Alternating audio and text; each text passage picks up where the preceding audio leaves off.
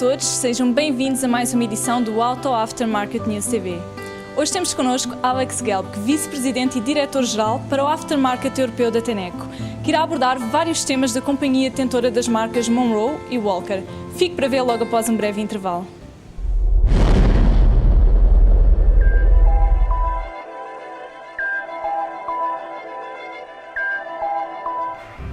Mr. Alex, thank you for being with us. Thank you, my pleasure. Tenneco announced record sales in 2011, but the original equipment and the aftermarket business don't follow the same trends. What is the future of the aftermarket business?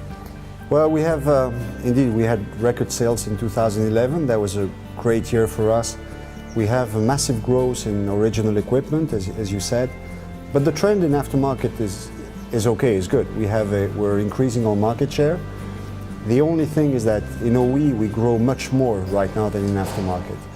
The content per vehicle on the emission control side, on the exhaust side, is increasing massively, and that's what gives the impression that the OE is growing much more than the aftermarket. At Tenneco we're committed to both businesses, and for us it's a great business model. We can balance both businesses in our plans. So it was a good year, but it was a good year for the whole company. Okay. Several OE companies, such as Tenneco, organize their business model in just one or two products. Do you think this position is sustainable for the future? Yeah, we absolutely think it's sustainable. We're using that balance between OE and aftermarket to make sure that when we have a downturn in one of the businesses, we compensate with the other business. Our plants are producing both OE and aftermarket. So by using that balance permanently, we can tune our manufacturing the way we want. We can put our costs, make sure our costs are wisely used, and that is pretty profitable for us. Aftermarket has helped the company in difficult periods when there was a big downturn on the OE side, and vice versa. So globally it is a model that works very well for us. Tenneco recently announced the introduction of new lines, brakes in USA and steering and suspension in Europe, outside the traditional scope of Tenneco's OE products. Is this a test, an opportunity, or a trend for the future? That's a tricky question, huh? No, in fact it's nothing new for us. If you look at Tenneco on the OE side, for instance, we've been expanding year after year after year our portfolio.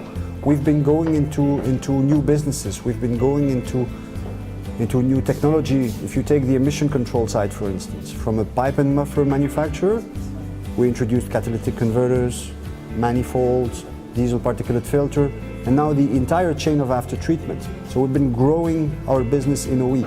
We do the same thing in aftermarket. We stay focused on our two areas of expertise, which are emission control, exhaust, and the suspension on the other side. And around that, we build expertise pool and we extend our product ranges.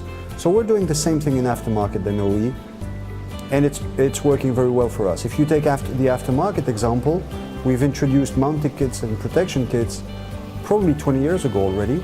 Now everybody forgot about it and say, oh, but that's part of the shock. No, it's not part of the shock, and we did it. Same thing for springs. Now we're entering steering suspension. On the exhaust side, we launched catalytic converter 15 years ago. Now we're on the DPF. So it's a tradition at Tenneco to enlarge the expertise.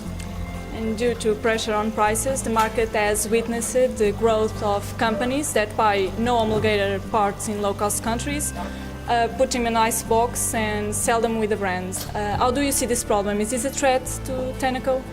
Well, it is a short-term threat. It is indeed something that we have to monitor and pay attention to. But it is also an opportunity. Tenneco has never been working on the short term. We rather build partnership for the long term. And the last thing we want to do is to cheat people. So we think that offering homologated product is a label of quality, is an assurance we're giving to our customers of quality products that will fit perfectly their vehicle and will enable them to keep on driving their vehicles for a big number of years. Short term, it is putting pressure on prices, it is putting pressure on the market, on everybody. It is sometimes putting doubts in the mind of consumers. We can confirm, and we're very strong on that, we will keep on delivering on homologated product, and we will not change that. And do you think the brand is still a plus? Well, a brand is much more than a product. You know, the brand is that label we were just alluding to. The brand is a summary of all the package we're offering to our customers. And yes, for us it's got a great value. Monroe is an extremely well-recognized brand. We make sure that we don't lose that. We're launching initiatives regularly to make sure it stays up there, and it remains a plus.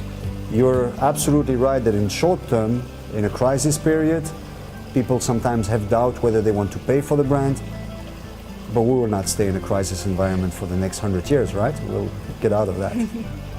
As you said, Monroe and Walker are very strong and powerful brands, and Mr. Alex is partly responsible for this success.